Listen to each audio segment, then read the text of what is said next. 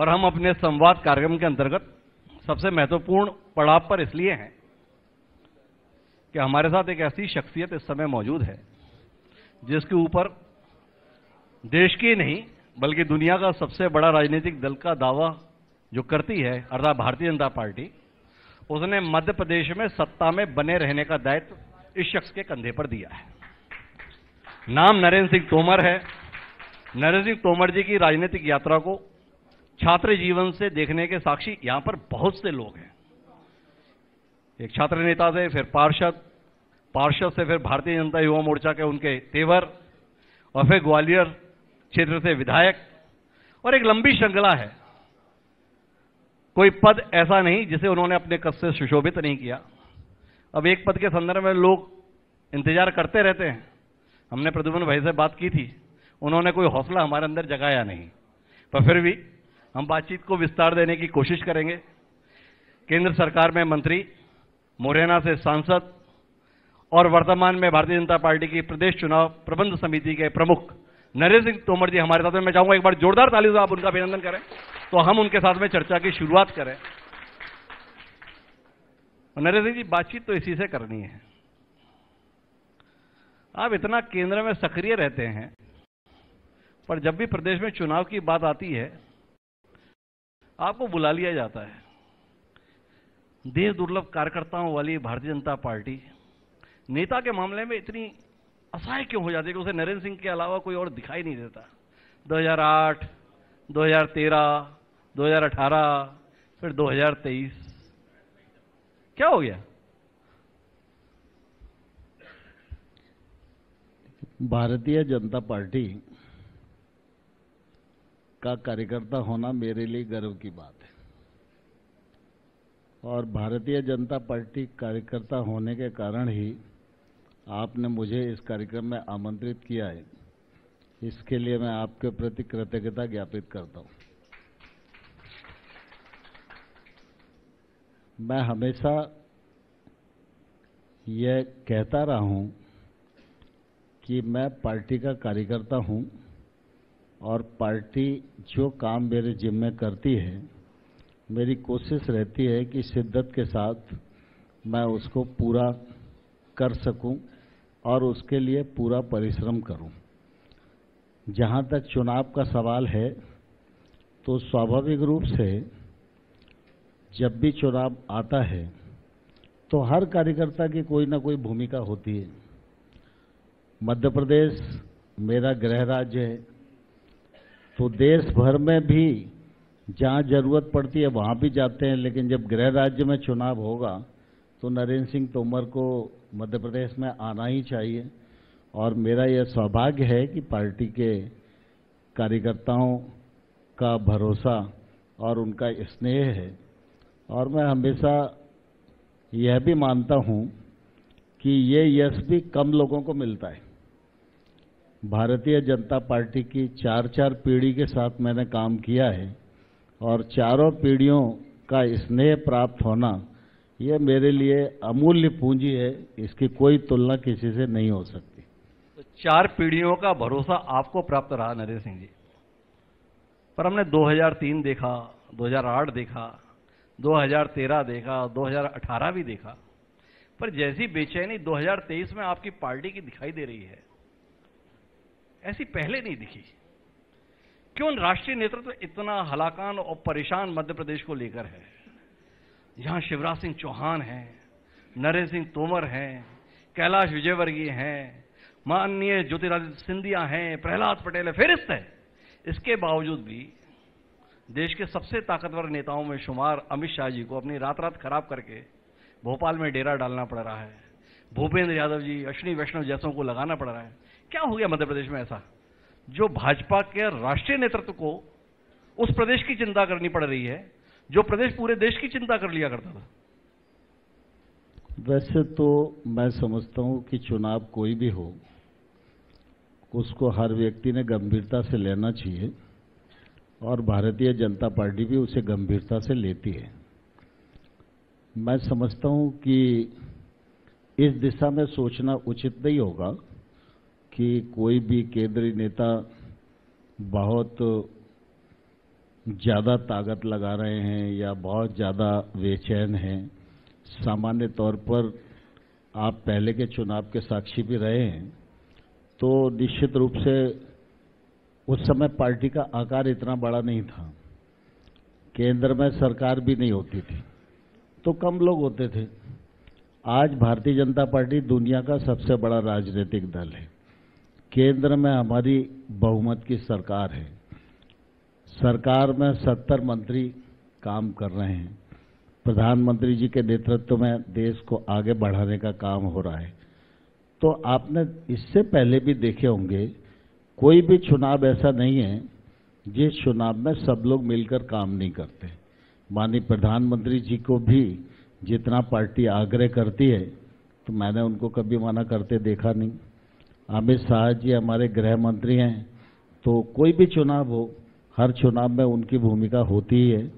और रात भर का सवाल नहीं है, वो शाम को आएंगे तो रात तक रहेंगे ही। तो इसलिए इसमें कोई आश्चर्य नहीं होना चाहिए। हम सब लोग कार्यकर्ता हैं और कार्यकर्ता के नाते चुनाव की जिम्मेवारी हम सबकी है। और निश्चित रूप से अमित शाह जी हों, हमारे राष्ट्रीय अध्यक्ष नड्डा जी हों, प्रधानमंत्री जी हों, उनकी हर चुनाव के प्रति जो चिंता रहती है, वैसी ही चिंता मध्य प्रदेश और छत्तीसगढ़ की है। और मध्य प्रदेश और छत्तीसगढ़ में काम प्रारंभ हो गया है और विधानसभा के सम्मेलन भी लगभग पूर्णता की ओर हैं। यात्राएं शुरू होने वाली हैं और मुझे लगता है कि कार्यकर्ताओं का परिश्रम और जनता के आशीर्वाद से भारतीय जनता पार्टी सफल होगी।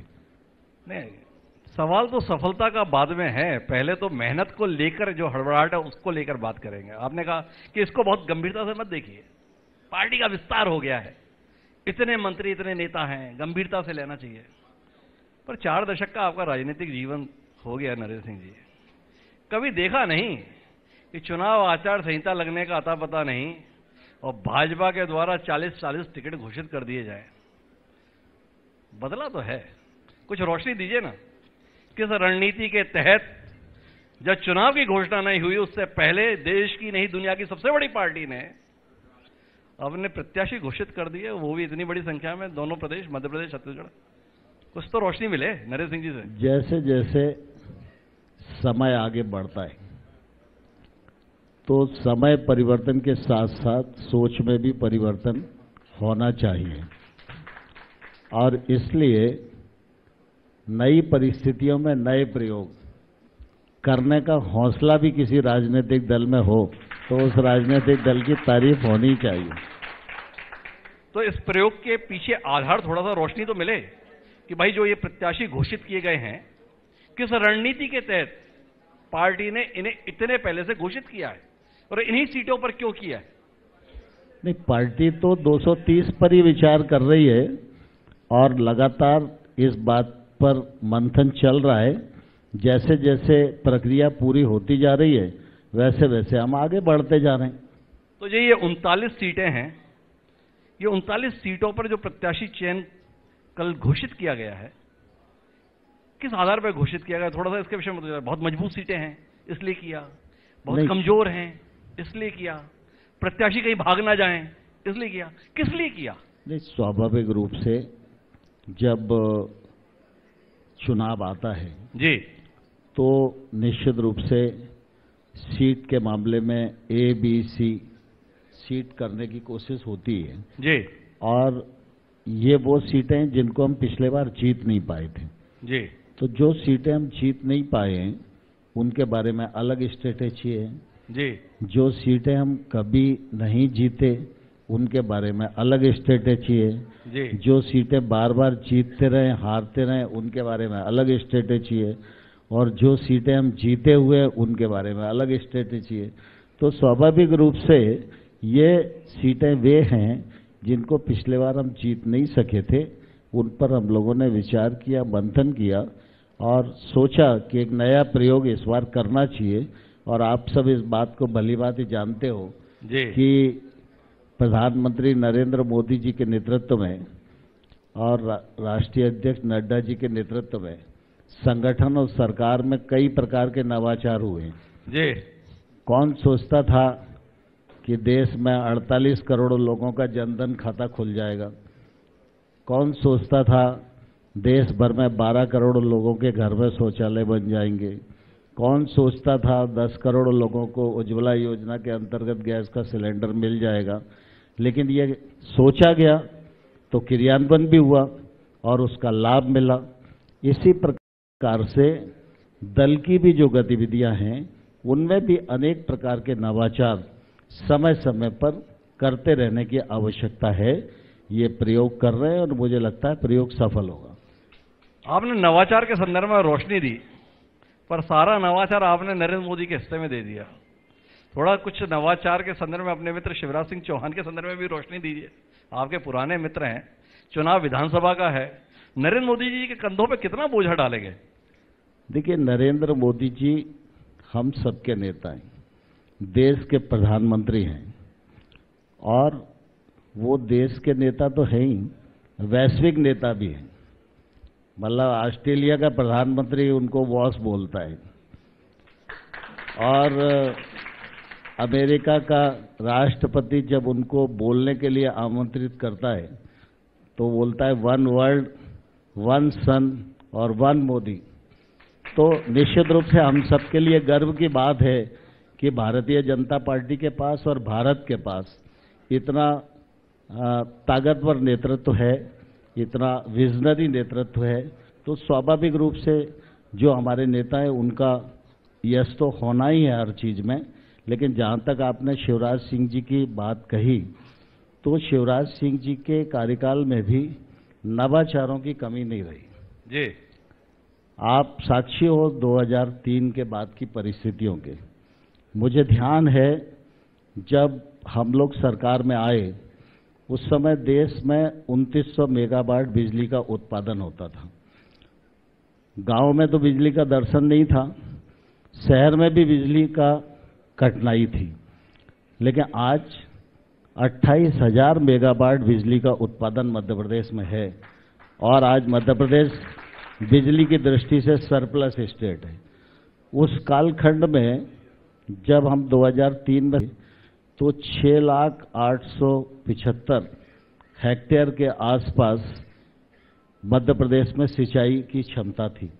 आज 46 लाख हेक्टेयर में सिंचाई हो रही है और आने वाले कल में अगले कार्यकाल में भारतीय जनता पार्टी की सरकार 65 लाख हेक्टेयर में सिंचाई क्षमता सृजित करेगी।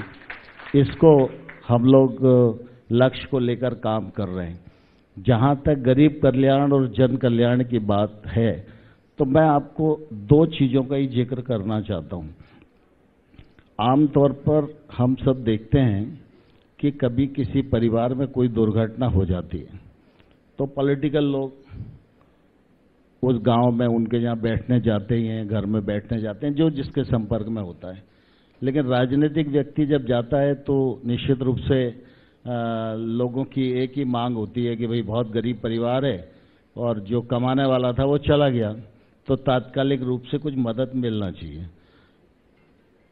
राज्य सरकारों में मुख्यमंत्री राहत कोष के अलावा कोई दूसरा मद होता नहीं जो इस प्रकार की सहायता कर पाए।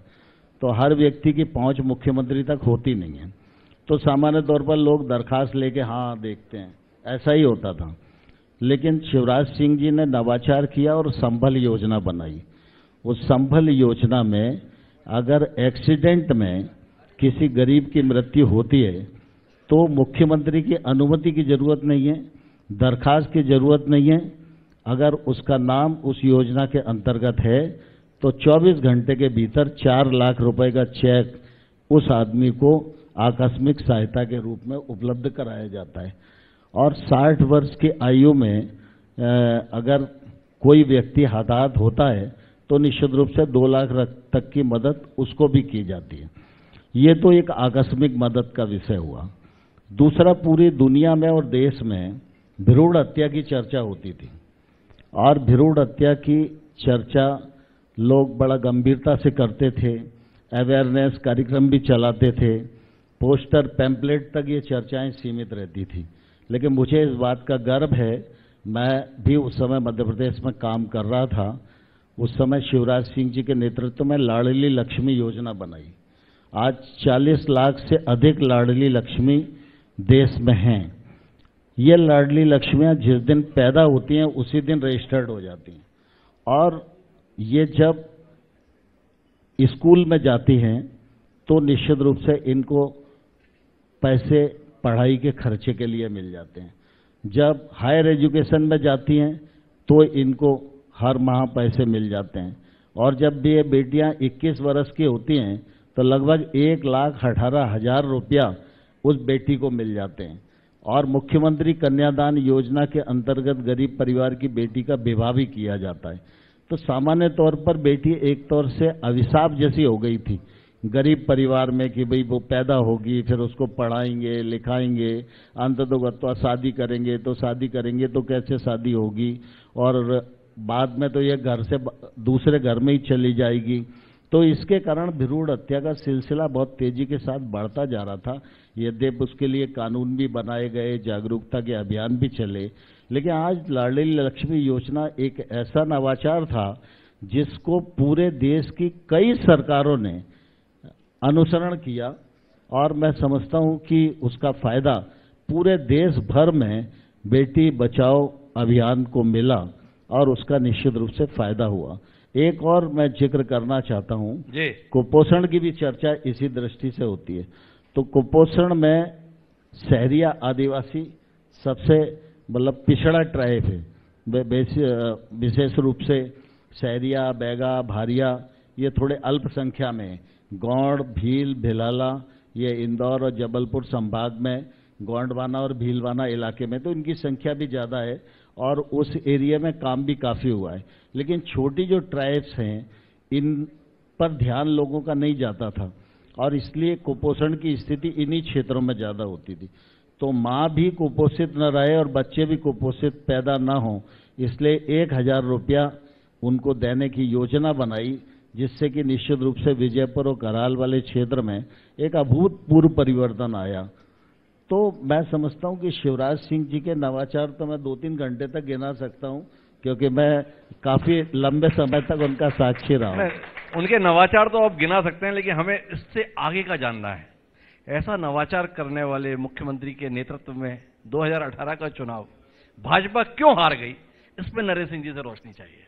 देखिए, दरअसल क्या है, लोकतंत्र में चुनाव के 2 ही पहलू होते हैं, हार या जीत।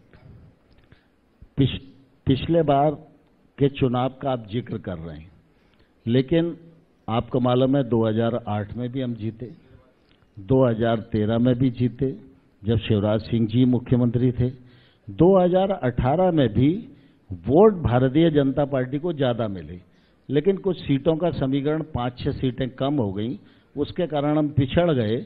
लेकिन स्वाभाविक रूप से जनता ये चाहती थी कि भारतीय जनता पार्टी की सरकार ही अच्छे काम कर सकती है, इसलिए दोबारा से जल्दी भारतीय जनता पार्टी को अवसर दिया। जनता ने दिया या आपके प्रयासों ने दिया? नहीं, जनता की इच्छा से ही लोकतंत्र में सब कुछ होता है जी। वो लोकतंत्र की इच्छा के तहत आपने जो किया वो आपको खुद को कितना भारी पड़ रहा है? देखिए, जो कुछ हम करते हैं वो सोच समझ के करते हैं, विचार पूर्वक करते हैं। भारतीय जनता पार्टी हमेशा से इस बात की हामी रही है कि दल और दल का विचार ये सर्वस्पर्शी बने और सर्वव्यापी बने। हमेशा से हम लोग ये कहते रहे हैं कि जो व्यक्ति हमारा विरोधी मतदाता है वो कल भारतीय जनता पार्टी का कार्यकर्ता भी होना चाहिए। इसके लिए हमको प्रयास करते रहना चाहिए। इसलिए चराचर में भारतीय जनता पार्टी विद्यमान हो और हर व्यक्ति भारतीय जनता पार्टी के विचार से ओतप्रोत हो। ये यात्रा चल रही है 1951 से, और मुझे लगता है निरंतर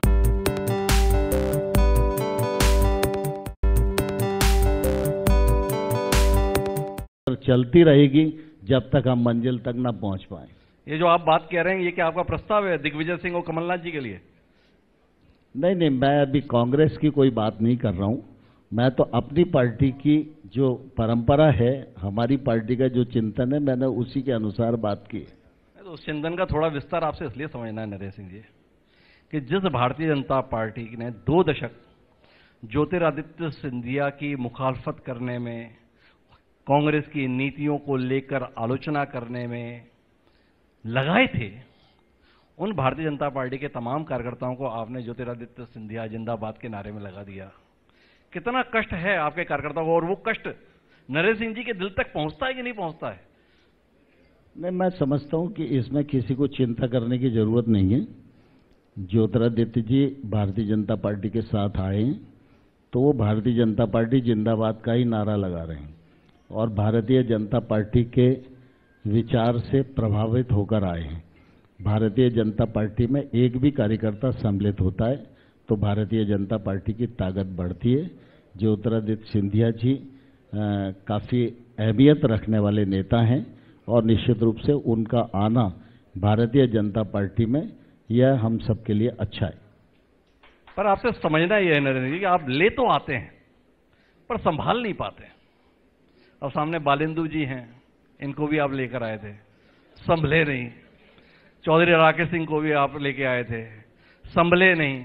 और अभी तो हर तीसरे चौथे दिन में जो सिंधिया जी के साथ जितने आए थे ना, हर एक की खबर छपती है, ये गए, ये गए, ये भी गए। ये संभलते क्यों नहीं? देखिए, दरअसल आना और जाना यह प्रकृति का एक सिलसिला है और जहां तक बालेंदु भाई साहब की बात है, इनका अपना कारण है। मैं उस पर अधिक प्रकाश डालने में उचित नहीं समझता हूं, लेकिन स्वाभाविक रूप से ये अनवरत यात्रा है जो हमारे साथ जितने दिन रहेगा जी, हमारी कोशिश रहती है कि अब आप जा रहे हो तो जितने दिन रहे उसके लिए आपको बहुत धन्यवाद है। जितने दिन रहे उसके लिए धन्यवाद। देखिए, अब वर्तमान परिप्रेक्ष्य में आते हैं। जिस शिवराज जी के नेतृत्व की सरकार की आप इतनी सराहना कर रहे हैं, उसको लेकर आज आपके साथ लंबे समय तक संसद में बैठने वाले सम्माननीय कमलनाथ जी ने 225 आरोपों के साथ आरोप पत्र प्रस्तुत किया है। बोले कल के शिवराज आज के ठगराज हो गए हैं। क्या कहते हैं अपने मित्र के संदर्भ में इस टिप्पणी को लेकर? देखिए, दरअसल क्या है, निर्वाचन है तो निर्वाचन के समय आरोप प्रत्यारोप होना यह स्वाभाविक है, लेकिन कांग्रेस पूरे देश भर में मुद्दों की दृष्टि से भी स्खलित हो गई है और नेतृत्व की दृष्टि से भी दिवालिया हो गई है और इसलिए असत्य की बैसाखी पर बैठकर ही उनको अपनी बैतरणी पार कराना है। मैं अनेक उदाहरण ऐसे दे सकता हूं जिनमें कांग्रेस असत्य का सहारा लेकर डर्टी पॉलिटिक्स करके जनता को गुमराह करने की कोशिश कर रही है। ये भी दस्तावेज उसी से ओतप्रोत है।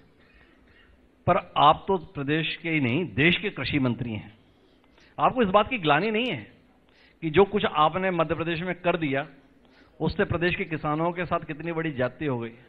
एक इतना बड़ा कर्ज माफी का कार्यक्रम कमलनाथ जी के नेतृत्व में चल रहा था, 55 लाख किसानों का कर्जा माफ होना था। आपकी सरकार ने विधानसभा में बताया कि 27 लाख का हो गया था। कमलनाथ जी बड़े दर्द के साथ पूरे प्रदेश में बताते हैं पूरे 55 लाख हो गए होते अगर नरेंद्र सिंह जी ने कमाल ना किया होता। क्या कहते हैं नरेंद्र सिंह जी? देखिए, सामान्य तौर पर मैं ऐसा मानता हूं कि कर्ज माफी किसान की समस्या का समाधान नहीं है।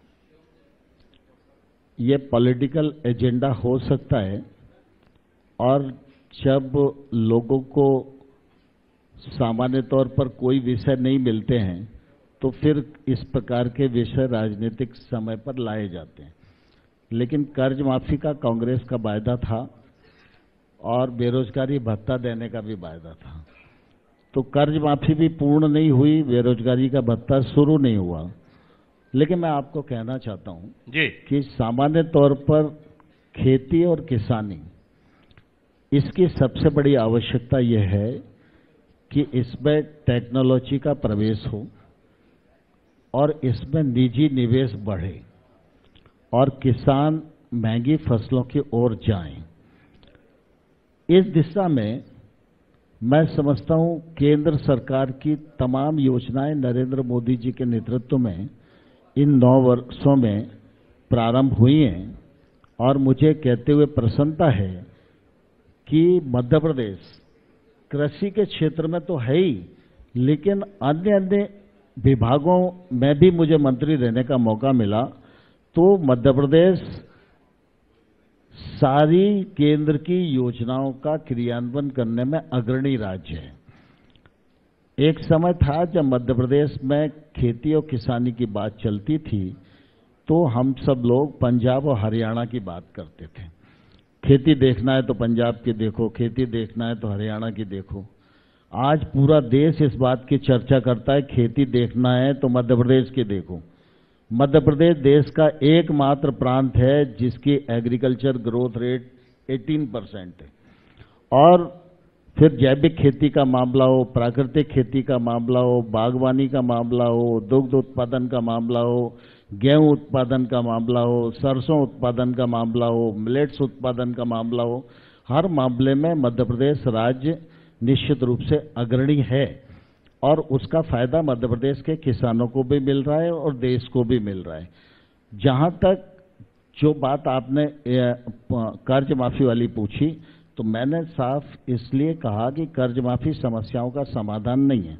एक बार कोई भी, मनमोहन सिंह जी जब प्रधानमंत्री थे तो उस समय कर्ज माफी एक बार की गई थी, वो कर्ज माफी 70,000 करोड़ की थी और मैं 70,000 करोड़ रुपया नरेंद्र मोदी जी के नेतृत्व में प्रति वर्ष किसान के खाते में दे रहा हूं, प्रति वर्ष। और अभी तक 10 करोड़ किसानों को 2,61,000 करोड़ रुपए से अधिक की राशि उनको आर्थिक मदद के रूप में दी गई है। प्रधानमंत्री फसल बीमा योजना का सुरक्षा कवच नरेंद्र मोदी जी के नेतृत्व में बनाया और मुझे कहते हुए प्रसन्नता है कि किसानों का प्रीमियम इन 5-6 वर्षों में 29,000 करोड़ जमा हुआ, लेकिन जहां किसानों का नुकसान हुआ वहां 1,41,000 करोड़ रुपया किसानों को मुआवजे के रूप में दिया गया। ऐसे खेती के क्षेत्र में टेक्नोलॉजी के इंटरवेंशन की दृष्टि से अगर देखेंगे तो अनेक प्रकार के नवाचार हुए हैं जिसका फायदा देश भर के किसानों को मिल रहा है। मैं कुल मिला के ये कहना चाहता हूं कि कर्ज माफी चुनावी विषय हो सकता है, लेकिन वास्तव में किसान को मदद करना है, नई पीढ़ी को खेती की ओर निरंतर आकर्षित करते रहना है और देश की खाद्य सुरक्षा को सुनिश्चित करना है। और आज जो वैश्विक अपेक्षाएं भारत से बढ़ी हैं, एक जमाने में हम खाद्यान्न मांगने वाले देश थे, आज हम आधी दुनिया को खाद्यान्न उपलब्ध कराने वाले देश हैं। तो इसको पूरा करना है तो निश्चित रूप से किसान की ताकत अलग प्रकार से बढ़ाना पड़ेगी और उस दिशा में केंद्र सरकार और राज्य सरकार दोनों काम कर रही हैं। तो देश और प्रदेश को अपन ने काफी बात कर ली, अब ग्वालियर चंबल संभाग पे आखिरी दौर की बातचीत कर लेते हैं। 2018 भाजपा का गढ़ ग्वालियर चंबल संभाग, याद भी करने का मन नहीं करता भाजपाइयों को। 34 सीटें, उसमें से महज 7 सीटें जीते। क्यों ऐसा हुआ था? वो वोटों के आंकड़े से मध्य प्रदेश में तो आपने बात कह ली, वोट तो हमें ज्यादा मिले थे। ये ग्वालियर चंबल संभाग में भी नरेंद्र सिंह जी ने वोट देखे थे, तो थोड़ा नरेंद्र सिंह जी समझाएं क्या हुआ 2018 में। देखिए, दरअसल मैंने कहा ना कि जब चुनाव होता है तो लोकतंत्र में चुनाव के 2 ही पहलू हैं, हार या जीत। जी। स्वाभाविक रूप से पिछले वर्ष कुछ परिस्थितियां ऐसी प्रतिकूल थीं, कारण काफी जगह हमको पराजय का सामना करना पड़ा। उन परिस्थितियों का विश्लेषण करने की आवश्यकता मैं इस अवसर पर सार्वजनिक रूप से महसूस नहीं करता हूं। कुल मिला के ग्वालियर डिवीजन हो या हमारा ट्राइबल क्षेत्र हो और भी अन्य स्थान हो, वहाँ निश्चित रूप से जो प्रतिकूलताएं थी, उन प्रतिकूलताओं के कारण हमको पराजय का सामना करना पड़ा। हमने उस पराजय को स्वीकार भी किया, लेकिन उस पराजय से सबक भी लिया है और इस बार पराजय नहीं जय हो, इसके लिए योजना पर काम कर रहे हैं। पराजय की जगह जय हो, पर साल भर पहले तो फिर पराजय हिस्से आई। प्रद्युम्न सिंह जी से हमने पूछना चाहूंगा का एक्सीडेंटल था, पर नरेश सिंह जी तो मजे हुए आदमी हैं, ऐसा कह के तो ना हमें बहका देंगे, कुछ तो रोशनी देंगे। जिस ग्वालियर नगर निगम से आपकी शुरुआत हुई 1983 में, वो नगर निगम में महापौर भाजपा का नहीं रहा नरेश सिंह जी, वो भी आपके होते हुए, महाराज के भी होते हुए, कुछ तो कहिए। तेरे मैंने तो कहा ना, चुनाव में हार या जीत दो ही पहलू होते हैं। स्वाभाविक रूप से कभी कभी परिस्थितियां प्रतिकूल होती हैं, तो पराजय स्वीकार करने में क्या दिक्कत है। हम तो पराजय स्वीकार करने में एक लंबे कालखंड तक हमारा और हमारे पूर्वज काम करते रहे। आपको ध्यान होगा कि शायद 57 का चुनाव था, तो जनसंघ बहुत सारी सीटें लड़ा था, और उत्तर प्रदेश में जब परिणाम आया तो हमारी मतलब ऐसे 100 में से 90 सीटों पर जमानत जब्त हुई होगी। तो उस समय पंडित दीनदयाल उपाध्याय जी से एक पत्रकार ने प्रश्न किया रेलवे स्टेशन पर जी, तो कि पंडित जी, आपकी पार्टी ने जमानत जब्त कराने में तो रिकॉर्ड कायम कर दिया, क्या ऐसा समय भी कभी आएगा जब उत्तर प्रदेश में आपकी सरकार बनेगी? तो पंडित जी ने तपाक से उत्तर दिया कि हाँ, वो समय आएगा, लेकिन वो समय तब आएगा जब गाजीपुर जिले में हम एक सीट जीतेंगे, उस दिन उत्तर प्रदेश में हमारी सरकार होगी। पंडित दीनदयाल उपाध्याय हमारी जानकारी के अनुसार ज्योतिषी तो नहीं थे, लेकिन दूरदृष्टा थे। जब गाजीपुर में हम एक सीट जीते, तब उत्तर प्रदेश में भाजपा की सरकार थी। तो गाजीपुर का बता दिए, ग्वालियर का भी बता दीजिए नरेश सिंह जी। नहीं, ग्वालियर में तो हम जीतेंगे ही जी, लेकिन आपसे ये सवाल इसलिए है कि ग्वालियर के संदर्भ में महल को ताकत माना गया, ग्वालियर के संबंध में भाजपा हमेशा ताकत के तौर पर देखी गई, दोनों मिल गए तो अभी जनादेश खिलाफत में आया। क्या नरेश सिंह जी को नहीं लगता कि ये दल परिवर्तन जो हुआ वो जनता के स्तर पर दल परिवर्तन में मददगार नहीं हुआ? नहीं, मैं समझता हूं, देखिए, किसी भी परिस्थिति का विश्लेषण तो लंबे समय तक किया जा सकता है, लेकिन स्वाभाविक रूप से चुनाव जब होता है तो कई प्रकार की परिस्थितियां रहती हैं, इसलिए अनुकूल परिणाम भी आते हैं, प्रतिकूल परिणाम भी आते हैं। इसको किसी व्यक्ति से जोड़कर नहीं देखना चाहिए। तो चलो इस बात से देख लेते हैं कि आपके कार्यकर्ता इतने दुखी क्यों रहते हैं। जो ये नई सरकार बनी उसके चलते आपके तमाम बड़े बड़े नेता, वरिष्ठ नेता, और अगर आपके शब्दों में कहें तो वरिष्ठ कार्यकर्ता बहुत दुखी रहे, परेशान रहे, आप तक तो उनकी आवाज पहुंच जाती है, उसके संदर्भ में कुछ कहिए ना। नहीं, मैं समझता हूं भारतीय जनता पार्टी में कोई कार्यकर्ता दुखी नहीं है, लेकिन भारतीय जनता पार्टी में कार्यकर्ताओं की बड़ी श्रृंखला है जी, और ये कार्यकर्ता व्यक्ति के पीछे नहीं है, ये कार्यकर्ता विचार के पीछे है। भारतीय जनता पार्टी विचार प्रधान पार्टी है जी। इसलिए स्वाभाविक रूप से जब विचार के प्रति समर्पित है तो कार्यकर्ता स्वाभिमानी भी है जी। तो स्वाभाविक रूप से जब कभी ऐसी परिस्थिति आती है, कोई चीज उसे पसंद ना आए, तो उस पर वो रिएक्ट भी करता है, लेकिन रिएक्ट को नाराजगी नहीं मानना चाहिए। जितनी ताकत से वो रिएक्ट करता है, उससे ज्यादा ताकत से जब चुनाव आता है तो कमल पर टप्पा लगाने के लिए लोगों को प्रेरित भी करता है। तो रिएक्शन को लेकर आप चिंतित नहीं है। अब आखिरी सवाल पर आता हूं, ये ग्वालियर संसदीय क्षेत्र के संदर्भ में भाजपा इतना प्रयोग क्यों करती है? किसी भी नेता पे भरोसा क्यों नहीं करते? जब से इस क्षेत्र के मतदाताओं ने भारतीय जनता पार्टी को चुनना शुरू किया, प्रत्याशी बदलने की इतनी होड़ क्यों रहती है? एक बार फिर प्रत्याशी बदलने को लेकर चर्चाएं सरगर्म है। थोड़ा नरेश सिंह जी बताएं ना, ये ग्वालियर संसदीय क्षेत्र में नेताओं को बदलने के संदर्भ में इतना आतुर क्यों रहती है आपकी पार्टी? नहीं, देखिए, मैंने कहा ना कि मैं जिस पार्टी का कार्यकर्ता हूं वह पार्टी है, प्राइवेट लिमिटेड कंपनी नहीं है, किसी व्यक्ति के आदेश और निर्देश पर नहीं चलती है। पार्टी में विचारवान कार्यकर्ता हैं, शीर्ष नेतृत्व का समूह है, प्रत्याशी के चयन पर विचार करने के लिए चुनाव समिति है, निर्णय करने के लिए केंद्र की चुनाव समिति है, कार्यकर्ताओं का मत भी लिया जाता है और उसके बाद जो निर्णय होता है उस निर्णय पर हम सब लोग अमल करते हैं। नरेश सिंह जी, आप क्या है ना, महज केंद्र में मंत्री नहीं है, आप प्रदेश में मंत्री रहे, युवा मोर्चा के प्रदेश अध्यक्ष रहे, महामंत्री रहे प्रदेश के, देश में भी राष्ट्रीय महामंत्री रहे, इतना अनुभव रखते हैं। आपकी पार्टी एक सीट पर 7-7 बार 8-8 बार सांसद बनाए रखती है। ये ग्वालियर के संदर्भ में परेशानी क्या है, इसके संदर्भ में ग्वालियर में बैठे हैं और आप इस पर रोशनी ना दें, थोड़ा ग्वालियर वासियों के साथ जाती हो जाएगी, कुछ तो रोशनी दीजिए। आप स्वयं ग्वालियर से सांसद रहे, तो इसके बाद भी आप ये ना बताएं। मैंने आपके प्रश्न का जवाब दे दिया। भारतीय जनता पार्टी एक राजनीतिक दल है जी, उसका अपना संविधान है, उसकी अपनी काम करने की पद्धति है, उसकी अपनी परंपराएं हैं और उन परंपराओं से वो दल कार्यकर्ताओं के समूह के अनुसार चलता है और उसी के अनुसार निर्णय होता है। जो प्रश्न आप मुझसे पूछना चाहते हैं वो सपा जैसी पार्टियों के नेताओं से पूछेंगे तो वो सीधा आपको उत्तर दे सकते हैं, लेकिन नरेंद्र सिंह तोमर भारतीय जनता पार्टी की परंपरा और विधान से बंधे हुए हैं, इसलिए मैं वही उत्तर दूंगा जिसका इजाजत मेरी पार्टी देती है। तो अब आखिरी बात आप इस मंच से कहें, चुनाव प्रबंध समिति के प्रमुख के तौर पर आपके पास दायित्व है, किस उम्मीद के साथ विधानसभा 2023 को नरेंद्र सिंह तोमर देख रहे हैं? 2023 नवंबर में विधानसभा का चुनाव अपेक्षित है।